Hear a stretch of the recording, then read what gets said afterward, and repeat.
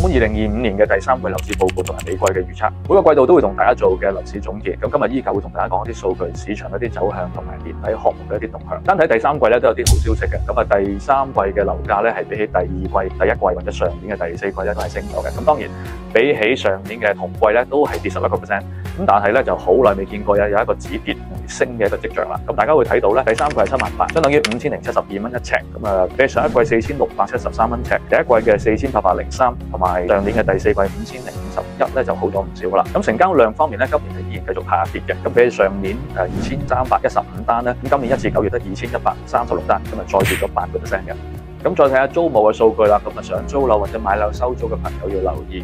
咁啊，澳門半島係升2.4%，氹仔升3.5%，路環升2.6%，整體全澳門咧租金係升咗3%嘅。咁分區方面咧，前3咧升得最急嘅林茂塘升咗13.4%，咁氹仔市中心咧升咗5.2%，皇朝升咗4.7%。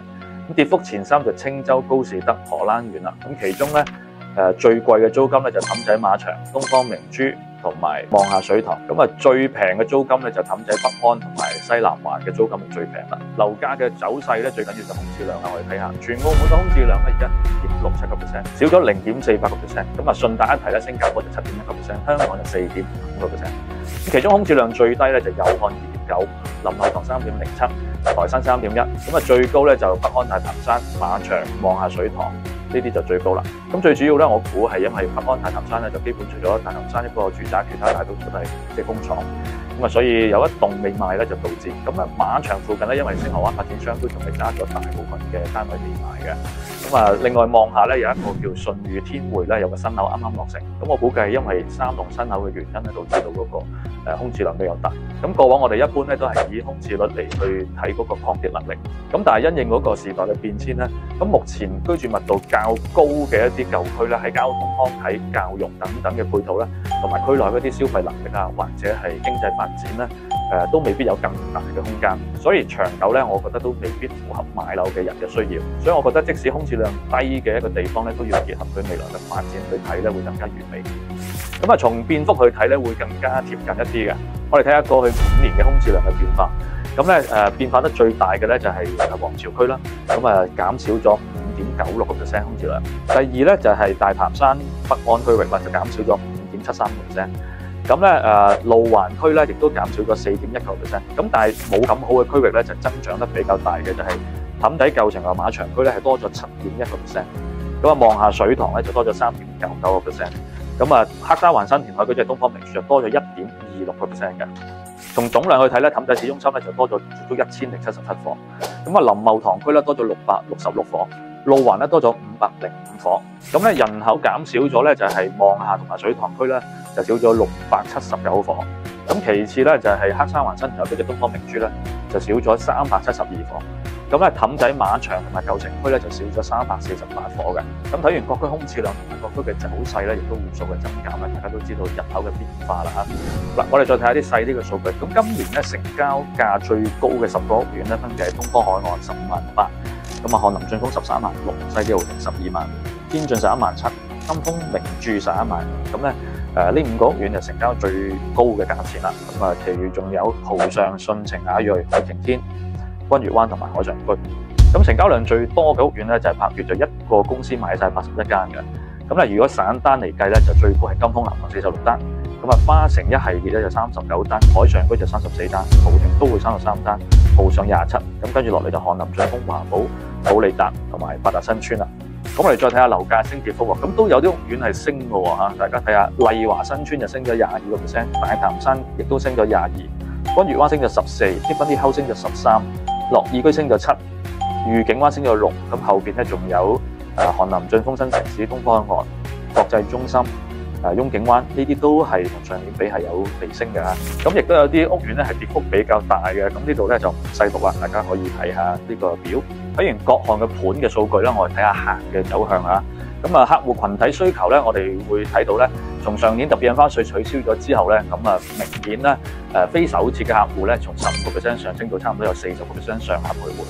咁咧今年咧增長就開始放緩啦，就都係大概係42% 左右。非本地居民買樓咧，從過往咧只有3% 左右咧，從設立之後咧就而家大概都有6至10幾個%去徘徊啦。咁大家睇到個數咧，其實近年都開始轉趨穩定啦。咁要再提升澳門嘅吸金能力咧，相信要有更加多政策先得啦。然而咧，從客戶群體度睇到咧，過去咧越細越貴嘅時代咧，其實已經結束㗎啦。咁新嘅時代咧，就年輕人咧大多數都係租樓或者係買政府樓居多啦。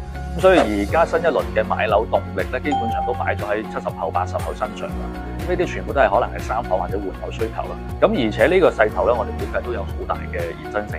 咁成交額最大嘅咧就係50方到99方，其次咧就係100方到149方。咁當中咧400萬至99萬咧佔咗所有成交嘅60幾個%嘅。咁其他400萬以下或者1000萬以上咧都係居少數。咁再睇圖咧，近年嘅樓價咧100方至149方咧係跑贏大市嘅。咁明顯咧見到呢一行同其他3行咧會有個明顯嘅差距嘅。咁而且估計咧個差距會越嚟擴大啦。咁預計未來咧可能仲會有3至4成嘅變幅。其次我會睇到150方以上嘅單位啦。咁佢會分線去睇嘅，大而唔豪嘅單位當然個尺價會好低嘅。咁但係又大又豪嘅單位，譬如一啲別墅啊、特色單位或者一啲豪宅嘅太平層咧，佢嘅尺價咧其實做高過100至149方好多。呢一類型嘅特色單位咧，可能會有花園、中空，甚至乎有其他更加多嘅配套。喺呢個低谷時代咧，其實更加多人睇房地產咧係偏向實用屬性多於金融屬性，所以過往咩細單位收租多啊、轉手快啊、借錢多咧，其實呢個時代過去咗㗎啦。反為啲細單位多咧，對於一啲唔止一個單位嘅人嚟講咧，佢哋係一種負擔。咁反而佢哋集中子彈咧，想買一件可以長期持有或者用得舒服，甚至乎係可以傳承嘅一啲物業，會比較多啲嘅。咁對於佢哋嚟講咧，我認為呢啲叫金磚頭。咁再翻嚟睇翻少少租金嘅走勢啦。咁其實細單位依然係最高，咁但係100至149方嘅增長咧係高達4.8% 嘅。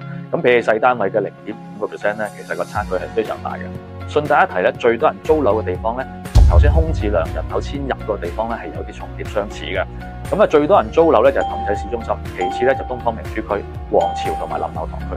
最後預測下年底去到明年初嘅一啲情況啦。咁第一咧，股市已經上到26000點，咁金價都創新高，定期嘅吸引力都冇以前咁大啦。